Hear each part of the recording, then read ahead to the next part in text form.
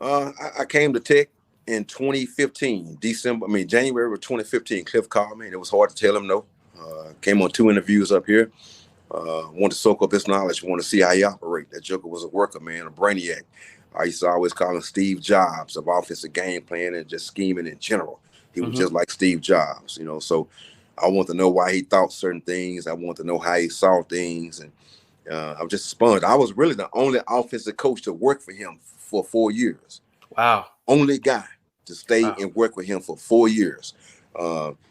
So I left Texas Tech after 4 years, and I had a chance to go work with Coach Miles. I want to learn from him also too at the University of Kansas. So I think by me leaving Texas Tech in 2018, it allowed me to really grow and expand into this profession. Now I see things totally different now. I see the big picture when it comes to being on this level. And I appreciate everything I experienced in Lawrence, Kansas. And so, had some success there coaching wide receivers and win the games that we wanted to win there. But you saw that program starting to turn around a little bit, But I thought I did have some of the best receivers I ever coached at the University of Kansas. And that created opportunities for me also too. They saw those guys make plays. They saw those guys get developed. And so I started getting other phone calls from other universities for us, opportunities. And then, being in Dallas, coaching at South Oak Cliff, playing against Cedar Hill, being familiar with Joey McGuire, coached against Joey McGuire. We always talked about whoever get the opportunity, man, let's help each other out. And he beat me to it, and offered me the job at Texas Tech, brought in my guy, Zach Kelly, one of the best minds in college football, and I couldn't turn that down. For my position, with what Coach Kelly liked to do, and I already kind of have an idea of what he liked to do, it was a no-brainer for me. Get my family back in Texas, man. Come back to Texas Tech. Let's win some Big 12 titles, man. Let's compete for this national championship. Let's continue to send receivers to the league, man. Let's see where it go from there. And I gotta say this though, because you kind of humble, coach. So you won't say it, but wasn't you the interim head coach at one time? Sure it was. That's big time, coach. I mean, I know you probably don't talk about that type of stuff, but yeah. I remember that period because you had a lot of support in Dallas that want you to get that head job, and it was just amazing to see you come from where you come from to being even the interim head coach. That was big, coach. I just want to give you your flowers in saying that. Appreciate that, man. I had a lot in store for that also too, man. Just like how that thing took off at South Oak Cliff.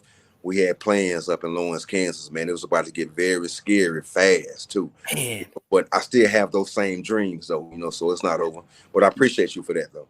Yeah. So we figure ready to end it. We are just about 30 minutes. I got probably about 2 more questions. Coach, what are y'all about at Tech, man? You got Joy, you got Zach, the young man. Who is Tech? Tech, talk to me about y'all brand. What is it y'all trying to build up there? Brand at Texas Tech, man. It's all built on toughness. It's all toughness.